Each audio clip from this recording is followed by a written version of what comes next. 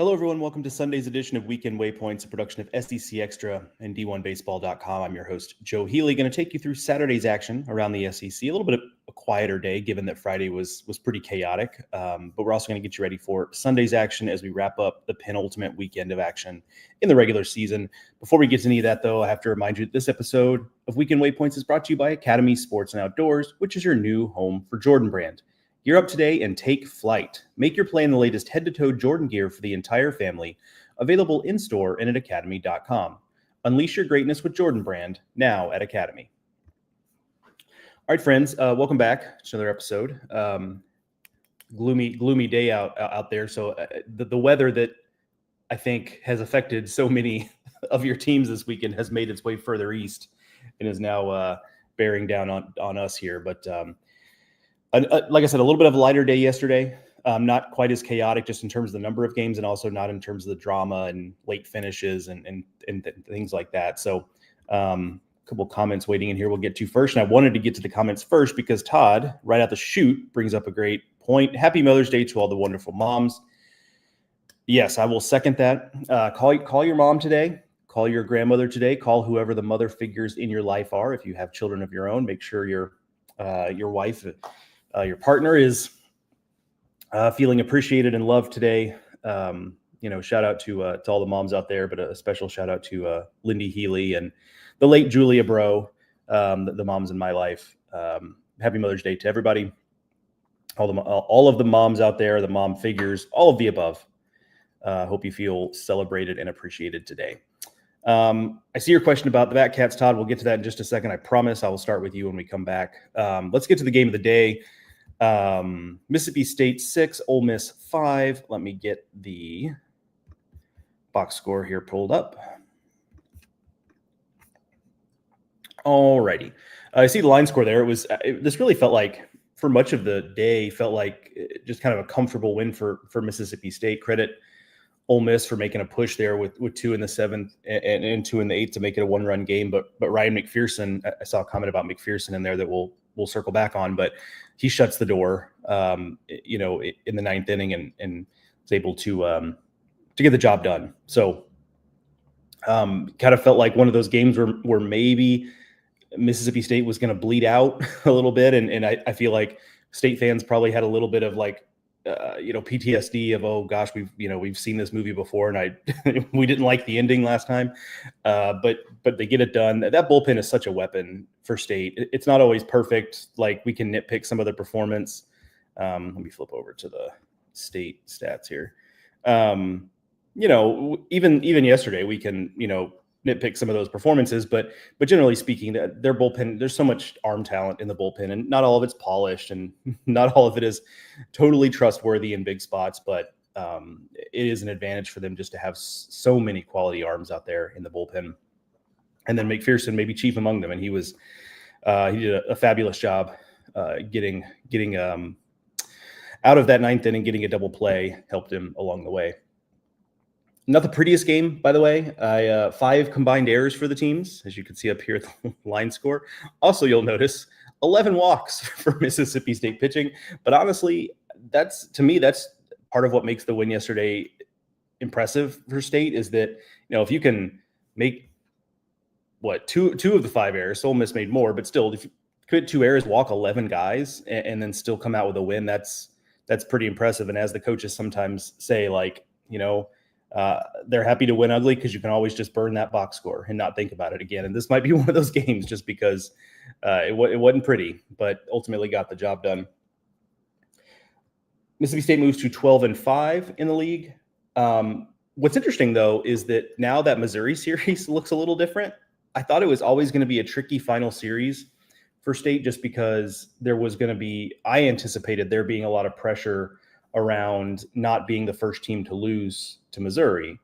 Now, that obviously is off the table, but then the flip side of it is Missouri has played legitimate. I mean, A&M's not playing well, but Missouri's playing legitimately good baseball the last 2 days. I mean, they're still not, they're not lasering the ball around the yard, and they're having to basically, patch together their pitching from day to day.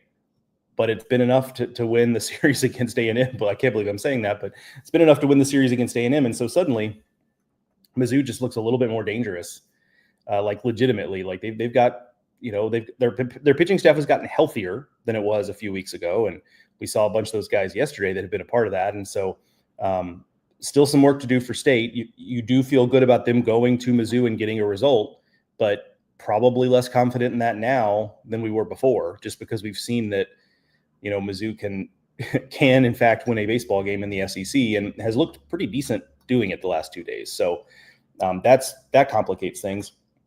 Now, Ole Miss is in a situation, they're obviously clear, they're in the field, but they do still have what I would call an outside chance of hosting. They have to win the series against Auburn to finish the regular season, and then probably also feel like they need to do a little bit of work in Hoover, at least not go 0-1, because then you're just going to spend the rest of the week kind of like anxiously waiting to figure out where you're going to end up. But so they're still in the mix. I think the RPI is, 18 this morning? I think I'm looking. Yeah, 18. So you are on the periphery, but a series win at home, by the way, against Auburn would go a long way towards getting them there. So it's not totally out of the question. All right, let's flip over to some comments. I'm about to close this window down, so my face is going to get real big. See, there it is, and then we'll pull it back. Sip my coffee. I'll have to take a couple extra sips while I talk because I'm dangerously close to the getting too cold line on the coffee. So if I want to not waste it, I'm gonna have to drink it. The second part of what Todd said in his comment was, he said, "How about my Batcats taking the series versus Oklahoma and going for the sweep today? What do you expect today with Cleaver and Witherspoon?" Yeah, first off, big series win.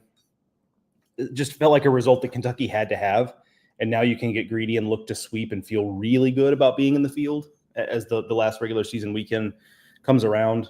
So that was huge. Can't say enough about that.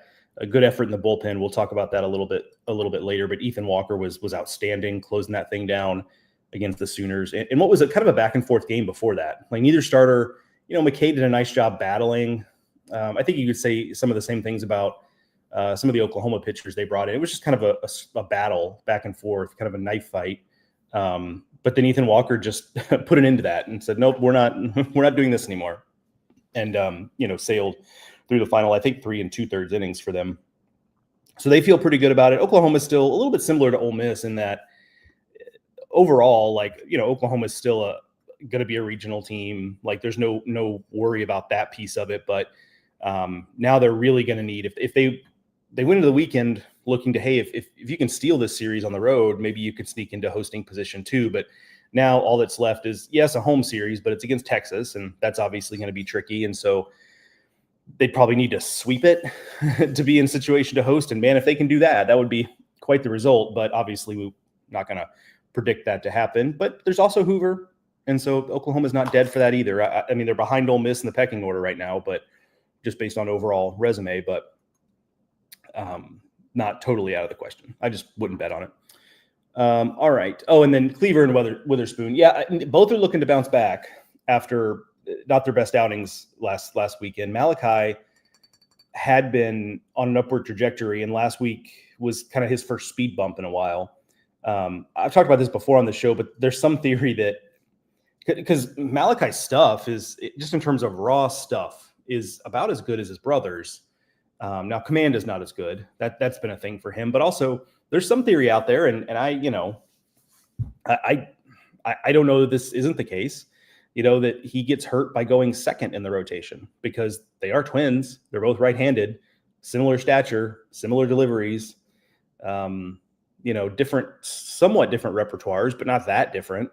So it's almost like you're getting, a fourth and fifth time through the lineup facing Kyson when you're facing Malachi. And so that, again, we'll never know how much that plays a role, but it is something that I've heard that is at least, fascinating to me, interesting, compelling, perhaps. But both looking to bounce back. Cleaver obviously wasn't at his best last weekend, struggled with command in his own right, didn't have a lot of swing and miss last week. I think they'll both be better this weekend. And I think that's probably what it comes down to is, if Cleaver's the Cleaver that we saw, given that Kentucky's at home, if Cleaver's at his best that we saw, 3 or 4 weeks ago, I think Kentucky could very well sweep this thing. But my hunch is that we're going to have one of those kind of, I don't want to say ugly, but just kind of one of those imperfect, not everything goes right, not necessarily aesthetically pleasing type of Sunday games, because I think Oklahoma is going to be pretty desperate to get a result here, so that, they can have some momentum, have something positive as they go into a rivalry series next weekend against Texas. Randy Peterson simply says, War Eagle. And yeah, Randy, you and other Auburn fans have had a nice little weekend. Got the sweep out of the way early, and then you get a couple days off. It's not too bad. You're not dealing with the anxiety some of these other folks are with their teams. Ryan says, someone check on Kendall. I'm not sure for what necessarily, but I'll do that. Just making sure Kendall's all right. I'm sure he's just fine. Tucker Medlin says, how about Ryan McPherson? Huge from the freshman. Yeah, I agree, especially within the context of the way that game had gone, where, again, like, it would have been easy for State to see that game just kind of slipping away from them. And there are previous State teams, probably not so much last year, but you go back to the 22 and 23, and it's probably a game they lose, just because they can't quite close it out. But they didn't this time. And yeah, McPherson, that's a huge spot in a rivalry series to clinch it. A lot of stuff on the line there, and he got the job done. That's a huge part of State's future, but also a big part of its present as well. Caleb Fox says, morning, Joe. Between Cade and Anthony, I think we have two guys that are two top 5 pitchers in the SEC. What a series win against the Hogs. Yeah, important that, blew out Arkansas yesterday. Not really competitive outing. They got to a competitive contest. LSU got to Gage Wood early and often, kind of threw Arkansas off schedule. Anthony was great, was able to kind of set the tone. And by the time they needed to do anything else, they were or can at least consider doing something else in the mound. They had a comfortable enough lead to where they didn't have to necessarily think too much about the chess piece part of it. And they were able to save some guys for today, right? And get a little greedy with the sweep. And to Josh Woolley's point, it is an important salvage situation for Arkansas. Losing the series, there's no shame in that, right? But getting swept, I don't know how much it really impacts Arkansas's overall resume. This is still a team that's, going to be a top 8 and all that. But you just, from a pride standpoint, you're never looking to get swept, even if it's on the road. And Caleb, I agree with your general sentiment. Certainly 2 of the top 5 in the SEC. We had them, and by we I mean D1 baseball, had them ranked both in the top 10 nationally in terms of starting pitchers. So that's clearly we we have high opinions of those 2 as well. And if you said, hey, you could have any 1-2 rotation punch in the country, who you'd take, and I'd very well take Cade and Anthony Ianson. I don't know. I'd have to give that some real thought, but that's always kind of been my first inclination when I think about that. Gig'em Bart says, whole lot of disappointed Aggies out there, including me, Joe. Yeah, tough weekend. Yeah, really tough weekend for A&M. This kind of looks like, in how it's gone down, early season A&M, where the problems were kind of the same, right down to the fact that the pitching has been pretty good, like good enough to win most time. Like Prager was solid yesterday or Friday. It wasn't perfect, but good enough to win more often than not. Yesterday it was less about the starter yesterday and more that you got good bullpen work and you held Mizzou to 4 runs. Like that's, with the way Mizzou has pitched or not pitched this season, you'd think 4 runs, holding the opponent to 4 runs would be enough, but the offense wasn't there, just like it wasn't earlier in the season for A&M. And then on Friday night, just kind of there was a crucial error in that 9th inning. There was just some plays not made. It felt like the defense really let them down a little bit as well. And that's another thing we talked a lot about early in the season for A&M. So it's disappointing from the standpoint of now you're kind of in trouble from a postseason standpoint. You're going to have to, now you've officially got work to do. Like I think myself included, just kind of thought once A&M got rolling that, I wasn't ever thinking they were going to get back to hosting or anything, although I wasn't writing it off, but it was more just like, okay, they'll pretty comfortably get to 14, 15 kind of SEC wins, and they'll head to Hoover looking, playing with a little house money, and they'll be playing loose and what have you. And it was that for a while, and then it just kind of feels like that train has just come to a grinding halt, and it's hard to say if it's that. It's just hard to say which is the real A&M, right?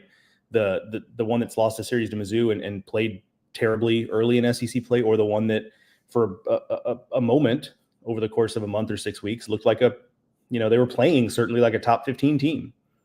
So it's just hard to know exactly what to make of all that, but it is, certainly a disappointing weekend. And now they've got the bottom line is they've just got a lot of work to do now. They're down to 51 in the RPI. That's 16 spots, the 16 spot drop for the Aggies. Like they're going to, it has now gotten to the point where it's more likely than not, they just don't make the tournament. They're in a situation where at a bare minimum now, I mean, you got to win today's game. Then you've also got to win the series against Georgia next weekend.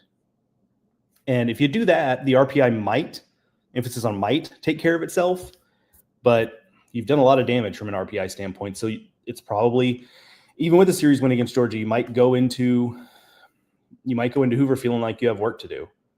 Because it's not just the RPI. The RPI is problematic, sure, but it's also that, they're 6-14 against, or 6-13 against quad one. And that's not going to that'll compare favorably to some at-large candidates, but not all of them. There will be some that have played fewer quad one games, but won a higher percentage of them. And that's always one of those things that you never know where the committee is going to come down on it, but work to do. That's the moral of the story. But yeah, disappointing weekend for A&M, no doubt about that.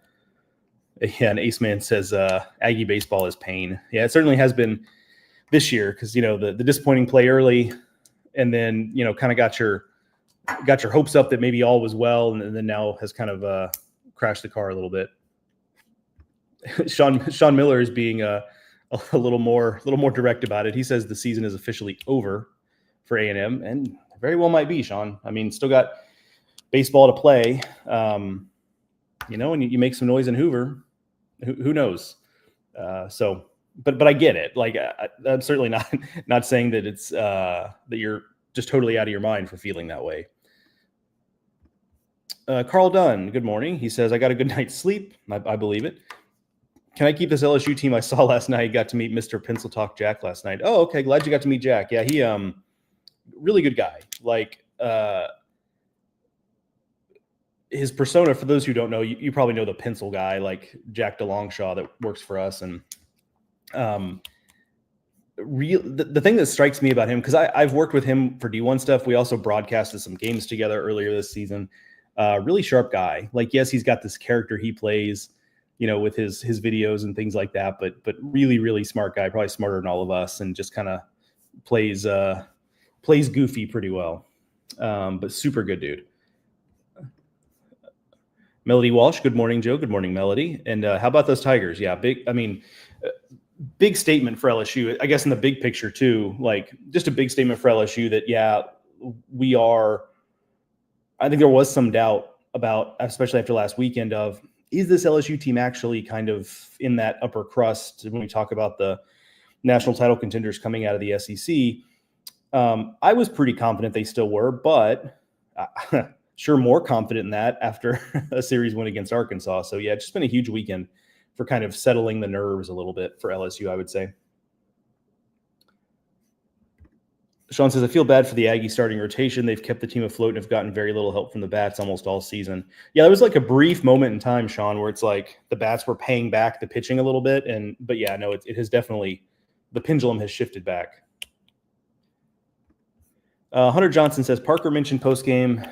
They're having, I assume that's supposed to be, they are having to protect McPherson since he's a freshman. When do you think State will pull the reins off him and unleash him out of the pen? I mean, you're probably not going to have a choice. Once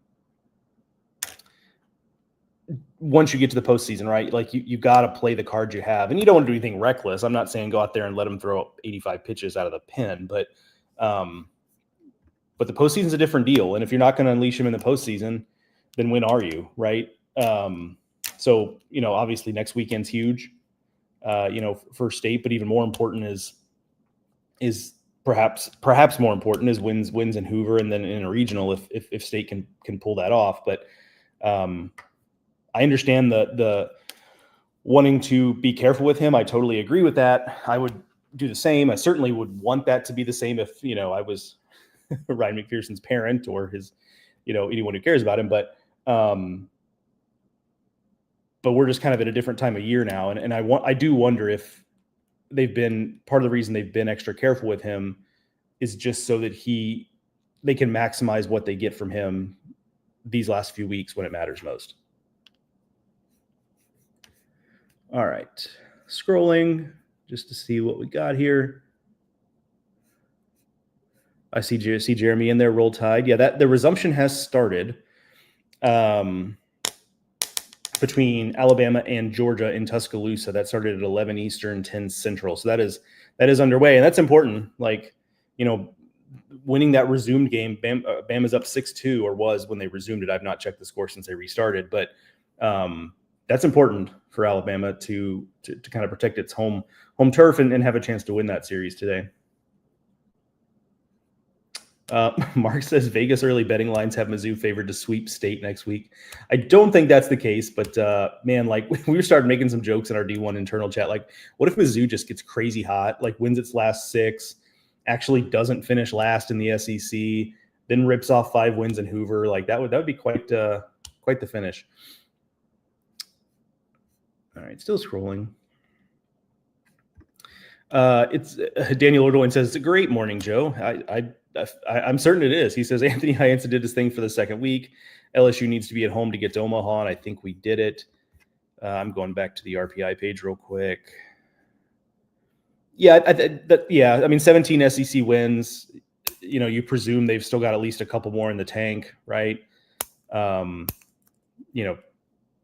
RPI's sitting at 7. Feels like it's pretty well sitting at 7, not going to lose much on that. 13-1, that'd be impressive. 13-9 against Quad 1.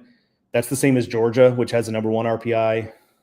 It's pretty similar to Texas, which is 15-8 in Quad 1. So that compares really favorably to everyone else there. So I think you're right, Daniel. Yeah, we'll wait and see, but I think you're absolutely right.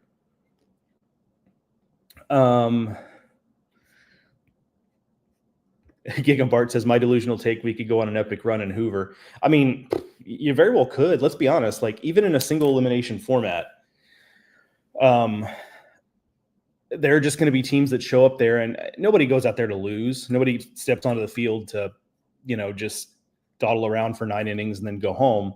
But there still are going to be teams that don't have a lot of motivation to really press the gas in Hoover. And so I do think there will be some opportunities for a team like A&M, or, if State feels like they need wins, or if Kentucky feels like it needs wins, whatever. Like, I do think there are opportunities for those types of teams to make runs and take advantage of the fact that not everyone is going to be 100% locked in at Hoover. A lot of people are going to be looking ahead to their regionals, especially if they know they're hosting, et cetera, et cetera. So there will be opportunities. Mark says Joe's coffee, quote unquote, is absolutely Mountain Dew. It is during the day. Morning hours, I do go with coffee. Because if this was Mountain Dew, I would not be drinking it out of a mug like that. But but during the day, it absolutely is. Guilty as charged. Diet Mountain Dew guy. All right. King Z says, does the emergence of Fry and Brown change your worry of LSU's lack of power? Yeah, it certainly helps. Especially because those are guys, especially Brown, a guy who from the minute he stepped on campus was like, this guy looks like a future superstar, and it just hasn't totally taken, right? He's been better this year than he was last year, but we know there's star power there. So that's particularly interesting to me, because what if this is kind of his, arrival as some kind of star for LSU. So that could be Ethan Fry. We know a little more about who he is, but I will say that I've probably been underrating how good he's been this season and how important he's been to what LSU is doing. So and I love to see guys who have been in the program, like program guys who have stuck around and played a role and kept at it. And now is getting his due as a regular in the lineup. So that's always a cool story, especially considering how much people think that, especially in the SEC, there's not a lot of player development, and it's just, recruiting talented players, and that's important too. You got to do that, but there still is a lot of development happening in the league. Okay, let's see. Just making sure I don't miss any specific questions here. Running this one back, LSU seems like a lock in top 8. Your thoughts? I mean, a lock is too strong just because it seems like there's not much baseball left, but 4 regular season games plus Hoover, a lot can change. But I would say yes. They are in really good shape as of today.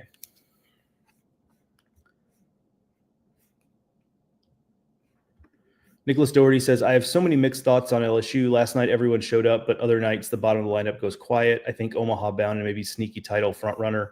I would certainly have them in Omaha today. If you said, hey, Joe, go, pick 8 teams and put them in Omaha, they're certainly in that mix for me. And you got to be able to pitch in Omaha, and especially this year, because if we have the same offensive environment we have right now in Omaha, you're really going to have to find other ways to win ball games. That's kind of always been true in Omaha, right? But I think in particular this season, if it continues this way, you're really going to have to be ready to win a 4-3 game in Omaha. And with the aforementioned Anderson and Ianson, LSU is that's the kind of party that LSU would like to come to. All right. Judge Mail says McPherson, this is talking about Mississippi State, McPherson may get more innings since Hungate is out. Yeah, that very well could be.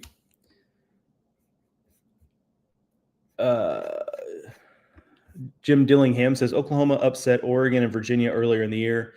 They also won series against Vanderbilt and Ole Miss. Were you surprised they lost a series to Kentucky? Here's the full comment there. No, just because it was at home, Jim, I would say I wasn't surprised. I wouldn't have been surprised either way with this series, because I think ultimately Kentucky and Oklahoma are 2 similar teams in terms of where they are in the SEC pecking order. Honestly, the way they're constructed, the big difference is Oklahoma has horses in the rotation that Kentucky just doesn't have. Now, Cleaver has been very good this year. Nick McKay has been very good this year at times, but they don't have a Kyson, right? Kentucky doesn't. So, but they are pretty similar teams. So I wouldn't be surprised either way. But given that it was at home and that Kentucky felt a lot of urgency to get wins this weekend because they frankly need them for their resume, it didn't surprise me.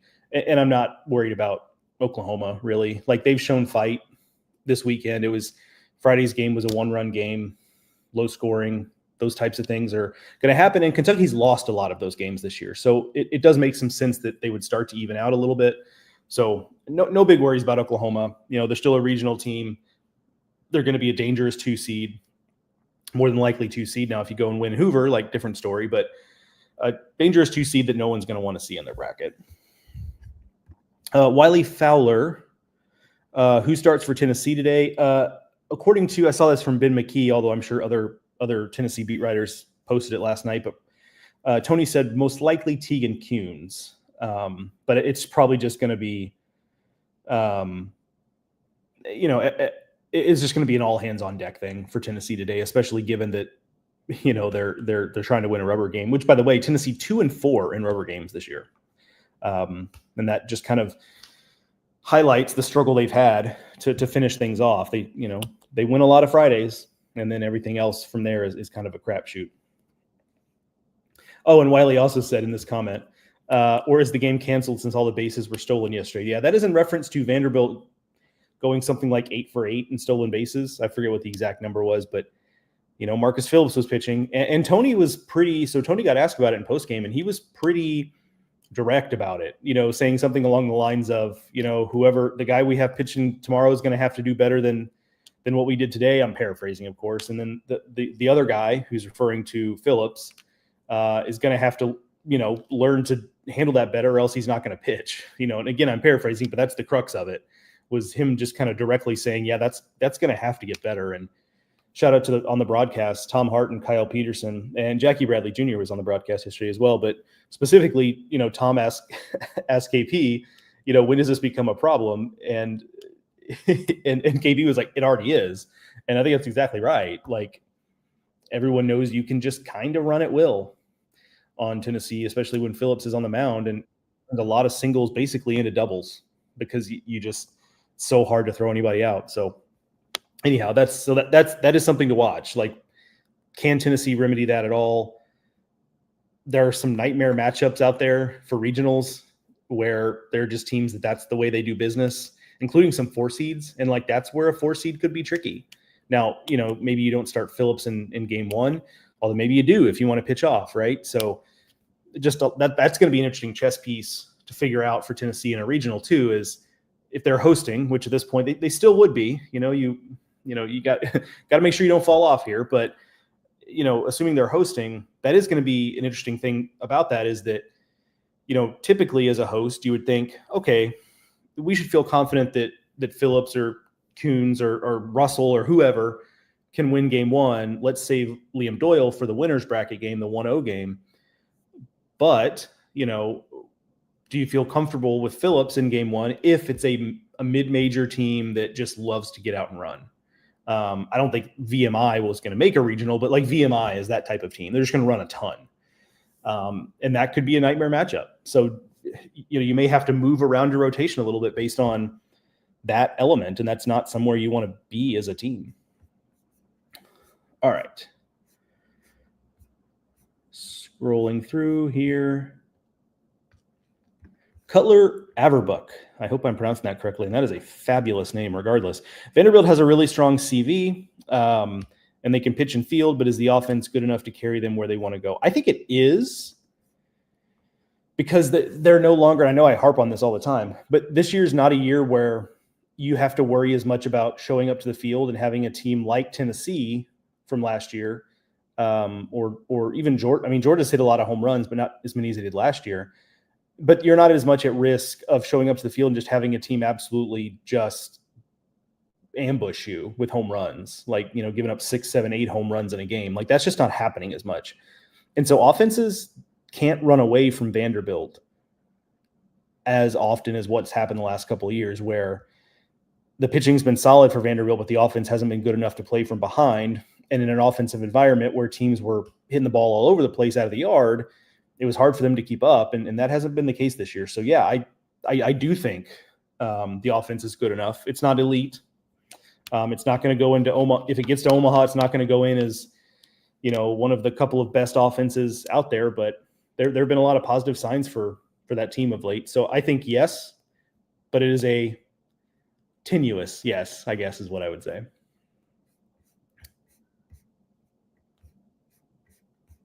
All right. Just scrolling here. Yeah, here's an interesting little thing. Sean Miller says, I think the new format may hurt Hoover. Only one guaranteed game for your team. Maybe if you've got the double bye, you watch the first 2 rounds, then yours, but I won't be going. Yeah, I am kind of fascinated to see how the new format affects attendance. I think the format is a net positive for the tournament itself, but I do think there are some drawbacks to it, and that's one of them. Is just, are you going to be willing to make that drive, especially if you're not? It's one thing if you're, if you're an Auburn or Bama fan in state or somewhere close by, but if Sean, I know you live in the Midwest, but even if you just live like in Louisiana or Florida, like, are you going to really make that trek to Hoover if you might see your team play one time?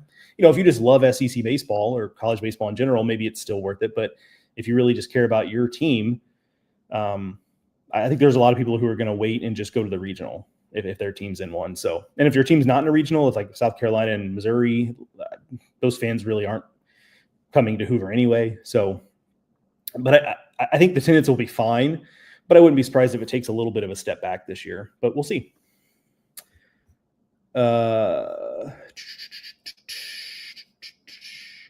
Jeremy McCollum says, if Arkansas gets to 19 conference wins, are they a top 8, 2 games away? Yeah, I think they're there. Their RPI's 5. I think one more win, you're probably fine, but 2 certainly puts the icing on the cake. Yeah, I think you're there, Jeremy. All right. let's get to hitter and pitcher of the day. I was just doing another scroll to make sure I didn't miss anything specific, but let's get to hitter and pitcher of the day. We'll get you guys out of here because we're almost 35 minutes into it. But it's that time of year. The episodes get longer once we get to May. That's just the way it goes. Happy to do it. All right, hitter of the day is Jake Brown. We talked about him earlier. 3 for 5, 2 home runs, 5 runs batted in, 3 runs scored. A couple of other LSU names here. Cade Arambidi, a name that I don't know that he's been on this list all season. Freshman catcher, 3 for 4 with a home run. Boy, wouldn't it be helpful for LSU if he's a guy that could get hot as we get to the stretch run, allow LSU to cycle through multiple catchers and feel like you don't have to put all the load on one guy. Ethan Fry also on here. 2 for 3 with a homer, 2 walks, 4 runs batted in. Other guys, Ace Reese, Mississippi State, 3 for 4, double and a walk. Ole Miss on the other, Luke Hill for Ole Miss on the other side, 3 for 5. Ryan Schwartz for Kentucky, a big game.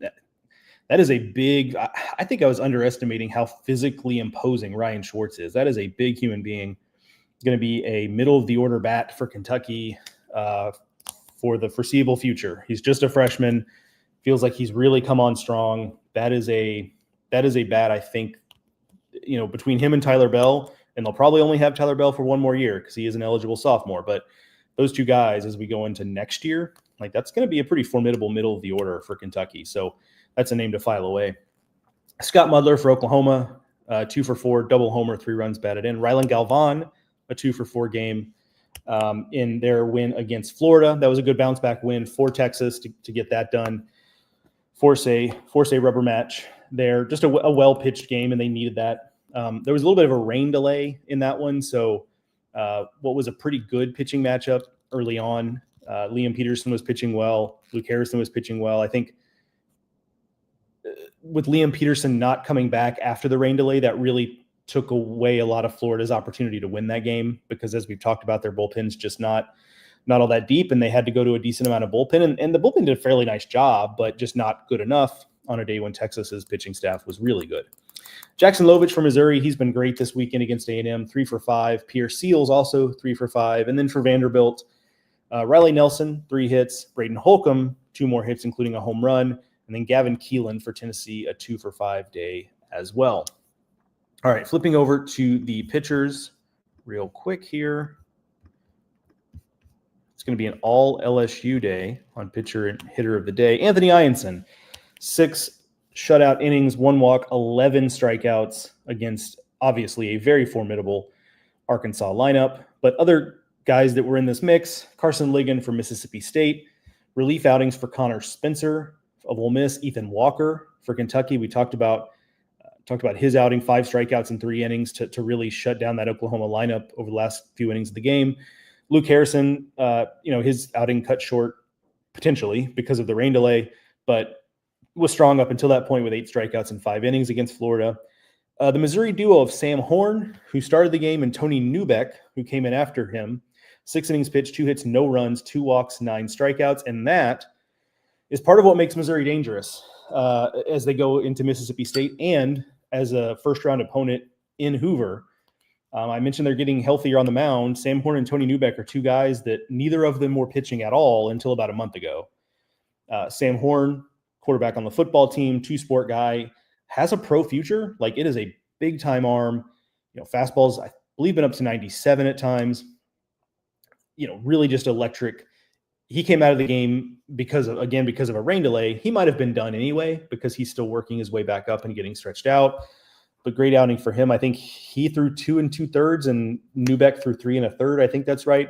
But Newbeck had a little bit of a swing and miss pitch happening. His first few outings coming back this season, he didn't have a put away for hitters, and that was kind of what was holding him back. And he showed some put away yesterday against the Aggies. And so you combine that with Ian Losey being back, who's a veteran left-handed starter from Missouri, who's, he's not an all SEC type of guy. He hasn't been that in his career, but he is an experienced 4-year player for Missouri who's pitched against SEC lineups, and he's a credible SEC arm. And so those are 3 guys that Missouri's been mostly without this year that they've got back now. And it's one of the reasons why, look, they're still not going to be favored next weekend against Mississippi State. But if you're State, you've got to be a little nervous that maybe this team is actually starting to put something together here at the last minute to play spoiler. They may have already spoiled A&M's chances, but Horn and Newbeck a big part of that.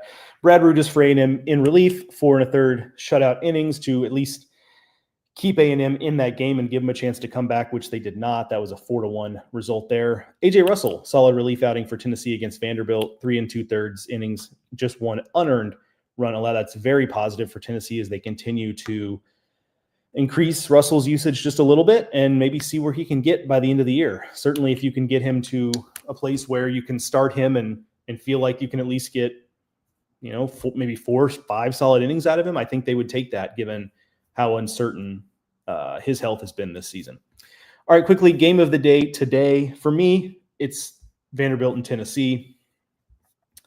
It's the pitching matchup. I mean, Connor Fennell against Tennessee, that's going to be such a fascinating matchup to watch. Just Fennell's kind of, not just, Fennell's stuff, his body language, he's fun to watch. It's just a unorthodox right-hander from an SEC standpoint. He's not up there throwing 97. It's 88, but it plays up, and he has great command of his secondary stuff.